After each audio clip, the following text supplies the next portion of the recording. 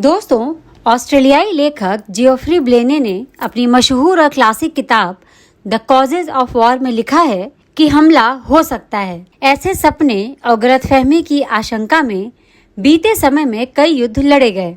हमला करते समय देशों ने सोचा कि ये जल्दी खत्म हो जाएगा, ये सस्ता होगा और उन्हें एक बड़ी जीत मिल जाएगी, लेकिन उनकी ये सोच गलत साबित हुई। मिसाल के तौर पर साल 1792 में ऑस्ट्रिया, हंगरी, प्रुशिया और फ्रांस सभी लड़ाई के मैदान में पहुंच गए। इन्होंने सोचा कि एक या ज्यादा से ज्यादा 2 लड़ाई के बाद वे जीत जाएंगे और युद्ध खत्म हो जाएगा। फ्रांस ने सोचा कि उसकी हालिया क्रांति से प्रभावित होकर कई देश उसके साथ आ जाएंगे, जबकि राजशाही वाले देश ये मानकर चले कि उनकी पेशेवर सेना के आगे फ्रांस टिक नहीं पाएगा। लेकिन हुआ इसके उल्टा। ये युद्ध खिंचता चला गया। धीरे धीरे इस संघर्ष में उस समय की ताकतें एक एक कर युद्ध में शामिल होती चली गईं और दुनिया के ज्यादातर इलाकों में ये युद्ध फैल गया। ये युद्ध करीब 5 सालों तक चला। इसी तरह अगस्त 1914 में यूरोप के देश जर्मनी के साथ युद्ध में कूद पड़े। उन्होंने अपने सैनिकों को बताया कि क्रिसमस आते आते ये युद्ध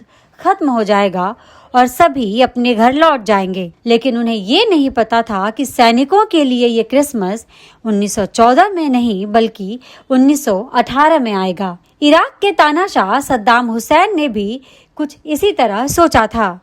उन्हें लगा था कि 1979 की इस्लामिक क्रांति के बाद ईरान कमजोर पड़ गया है। इराक का हमला इस समय वह झेल नहीं पाएगा और ईरान को वह आसानी से फतह कर लेंगे। लेकिन सद्दाम हुसैन की रणनीति गलत साबित हुई। इराक को मुंहतोड़ जवाब देते हुए ईरान इस युद्ध को 8 साल तक लड़ता रहा। इन 8 सालों में दोनों तरफ हजारों की संख्या में लोग मारे गए और दोनों देशों की अर्थव्यवस्था तहस नहस हो गई। पिछले दशकों में चलाए गए ऐसे कई सैन्य अभियान जिनके बारे में माना जाता था कि ये युद्ध 2-4 दिनों में या कुछ हफ्ते या अधिकतम महीने भर में खत्म हो जाएंगे, वे गलत साबित हुए। युद्ध में उतरना दलदल में उतरने जैसा है। आप इसमें से निकलने के लिए जितना पैर बढ़ाएंगे या उठाएंगे, आप उसमें और धंसते चले जाएंगे। 1967 का 6 डे वॉर भी इसी तरह का है। ये 1 सप्ताह से भी कम समय तक चला, लेकिन इसने इजराइल और उसके पड़ोसी देशों के बीच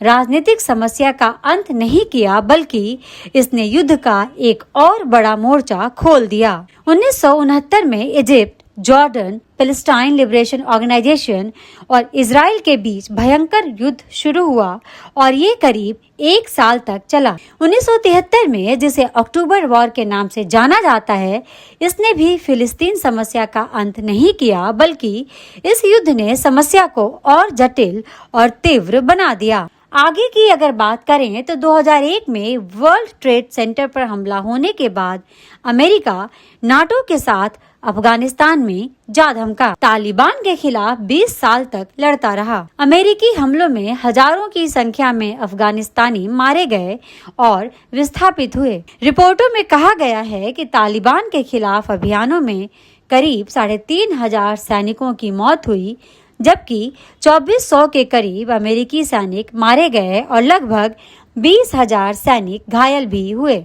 अफगानिस्तान में रहते हुए अमेरिका ने अरबों नहीं ट्रिलियन डॉलर खर्च किए, लेकिन अंत में हुआ क्या? जिस तालिबान के खिलाफ लड़े, 20 साल बाद उसे ही सत्ता सौंपकर चुपके से निकल गए। यही नहीं, 2003 में इराक पर हमले और सद्दाम हुसैन के खात्मे से अमेरिका को क्या हासिल हुआ? वेपन ऑफ मास डिस्ट्रक्शन नहीं मिला, लेकिन सद्दाम हुसैन को फांसी पर लटका दिया। इस लड़ाई में 4000 अमेरिकी सैनिक मारे गए। इराक आज भी अराजकता और मिलिशिया गुटों का शिकार है। हाल के वर्षों के युद्ध की अगर बात करें तो 24 फरवरी 2022 को रूस ने यूक्रेन पर हमला किया। रूस ने क्या सोचकर यूक्रेन पर हमला किया कि यूक्रेन एक कमजोर देश है, उसकी सैन्य ताकत के आगे वह टिक नहीं पाएगा। 2-4 सप्ताह में वह यूक्रेन को जीत लेगा, युद्ध खत्म हो जाएगा। लेकिन क्या ऐसा हुआ? बिल्कुल नहीं। 4 साल से युद्ध चल रहा है। दोनों तरफ लाखों की संख्या में लोग मारे गए और विस्थापित हुए। ये युद्ध आज भी चल रहा है। कब खत्म होगा कुछ नहीं कहा जा सकता। बात यह है कि हर युद्ध कभी न कभी खत्म होता है। अभी जो युद्ध और संघर्ष चल रहे हैं वे भी खत्म होंगे, लेकिन युद्ध में जितने पक्ष और हित शामिल होते हैं, युद्ध खत्म कराना उतना ही जटिल और मुश्किल होता है।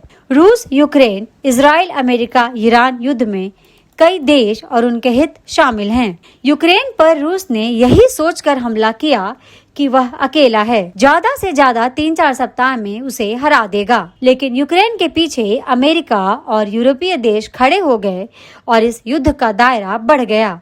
ईरान पर अमेरिका और इजराइल ने हमला ये सोचकर किया कि अयतुल्ला खामनेई सहित पूरा शीर्ष नेतृत्व खत्म होते ही ईरान की जनता सड़कों पर आ जाएगी, विद्रोह कर देगी, इससे रिजीम चेंज हो जाएगा।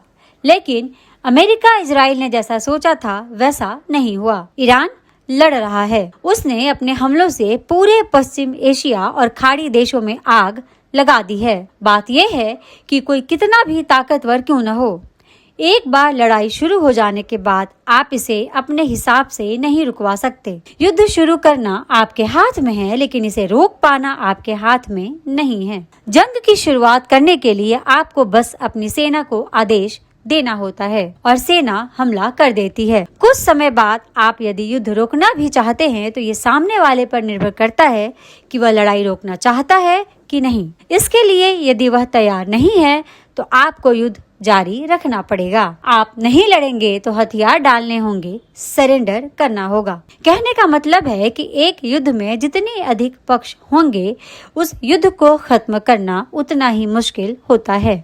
कोई भी पक्ष अपने को हारते हुए नहीं देखना चाहता। हर नुकसान पर वह बदले की कार्रवाई करता है।